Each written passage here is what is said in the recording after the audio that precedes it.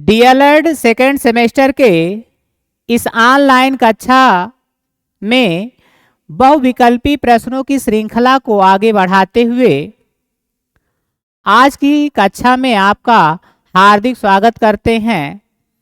तो जो महत्वपूर्ण प्रश्न है उस प्रश्नों की श्रृंखला में आज का पहला प्रश्न है निःशुल्क एवं अनिवार्य बाल शिक्षा अधिकार अधिनियम में चौथे अध्याय में शिक्षकों के उत्तरदायित्व दिए गए हैं। तो बाल अधिकार जो अधिनियम है शिक्षा का, उसमें शिक्षकों के भी उत्तरदायित्व दिए गए हैं। तो इसका पहला ऑप्शन है नियमित समय से स्कूल में उपस्थित होना। दूसरा विकल्प है पाठ्यक्रम के अनुसार पढ़ाना और उसे निर्धारित समय में पूरा करना। तीसरा ऑप्शन है प्रत्येक बच्चे के सीखने की योग्यता का मूल्यांकन करना।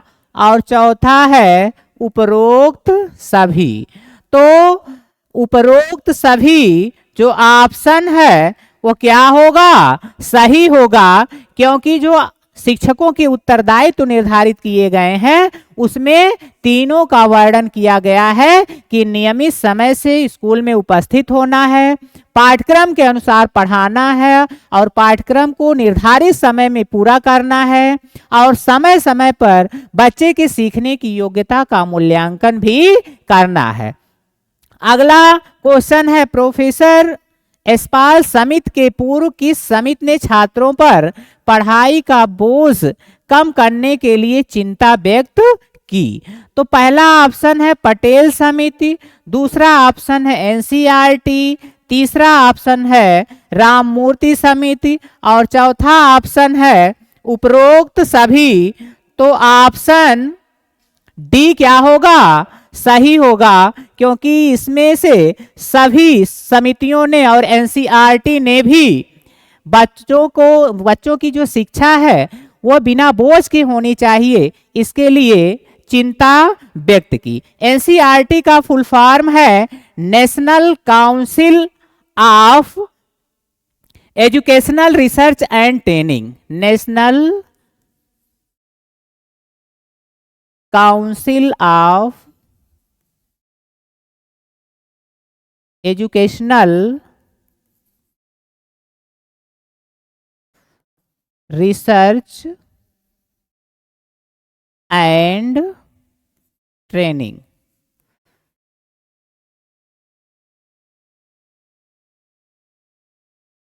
अगला क्वेश्चन है ऑपरेशन ब्लैक बोर्ड योजना कब आरंभ हुआ। ऑपरेशन ब्लैक बोर्ड योजना कब आरंभ हुआ। पहला ऑप्शन है 1964-66, दूसरा ऑप्शन है 1986-87, तीसरा ऑप्शन है 1952 और चौथा ऑप्शन है 2001-2002।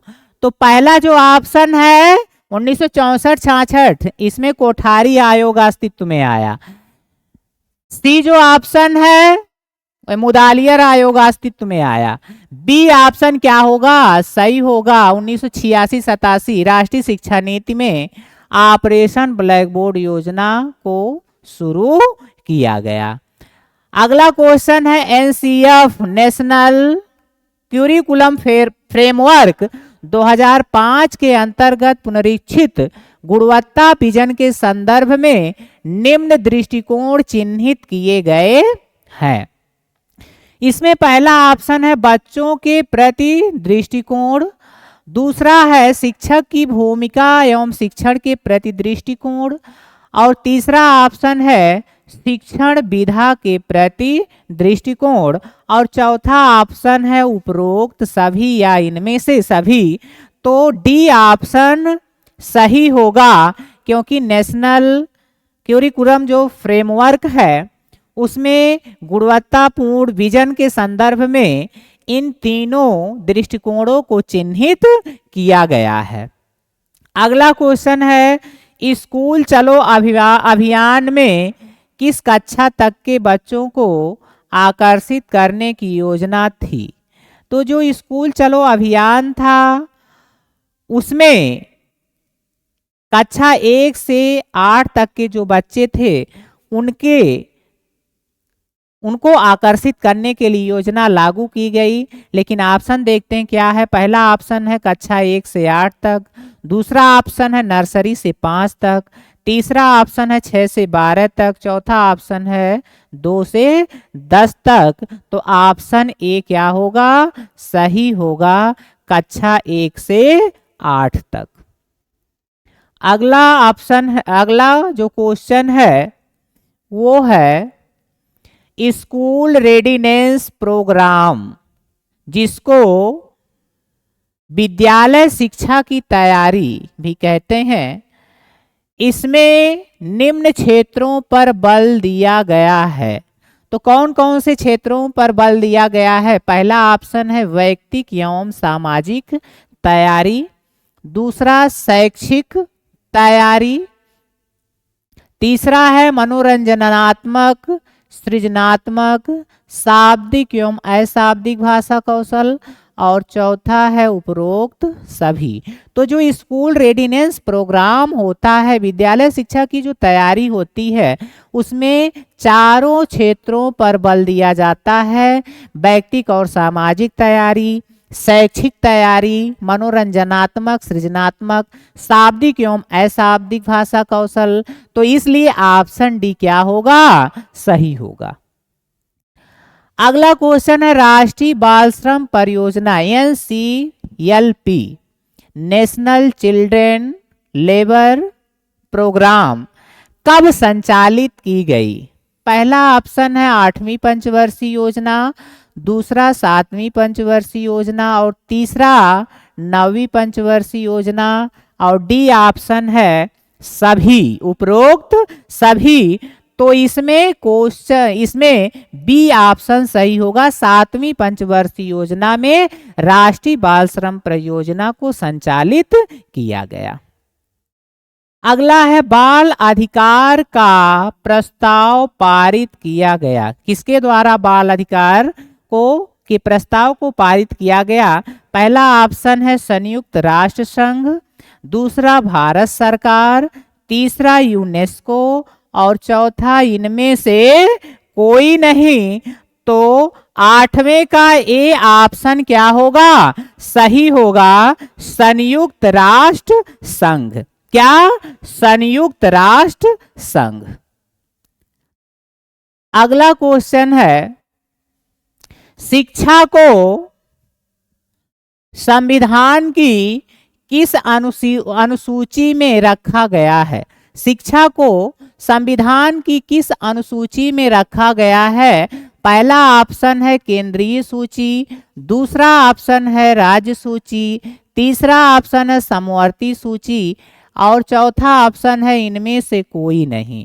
तो डी वाला तो एकदम इनकरेक्ट है, इनमें से कोई नहीं होगा। सी ऑप्शन सही होगा, शिक्षा को संविधान की समवर्ती सूची में शामिल किया गया है।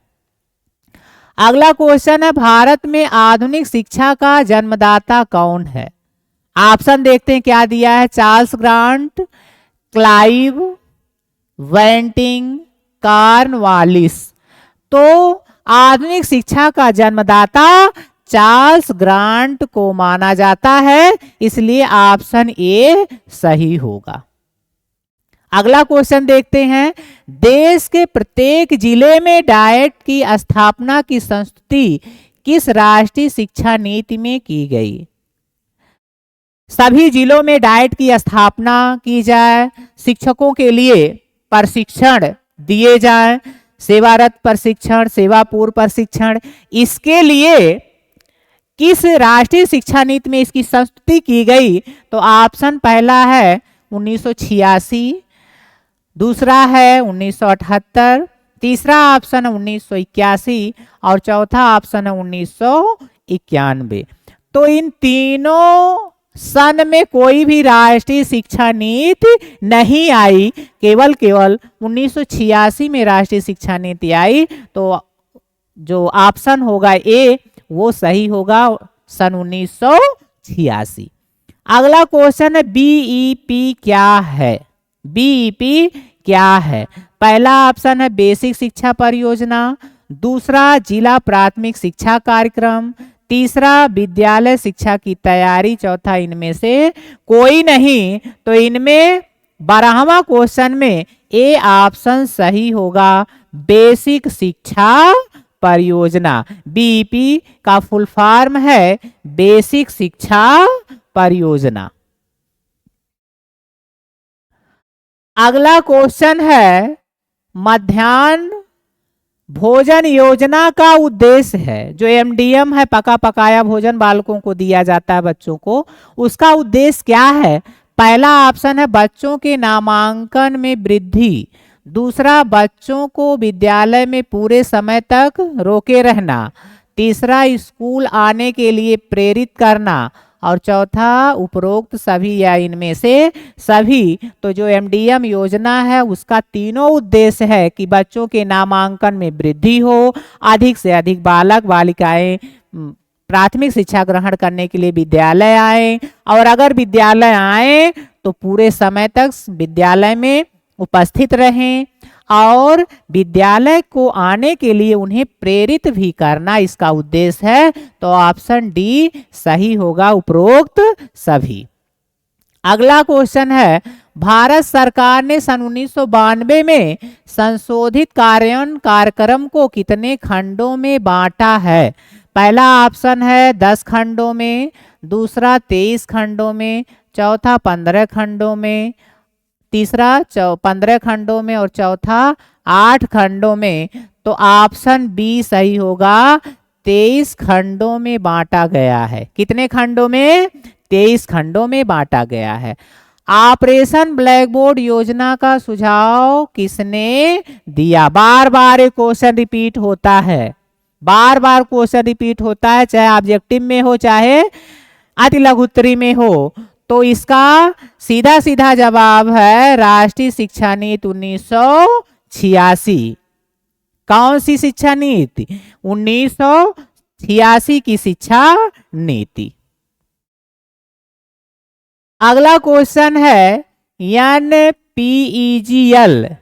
NPEGL इसका फुल फॉर्म है national programme of education for girls at elementary level.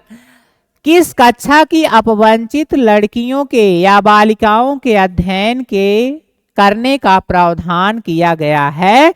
तो ऑप्शन पहला है 2 से 4 तक, दूसरा ऑप्शन है 1 से 8 तक, तीसरा 1 से 5 तक, और चौथा 4 से 7 तक।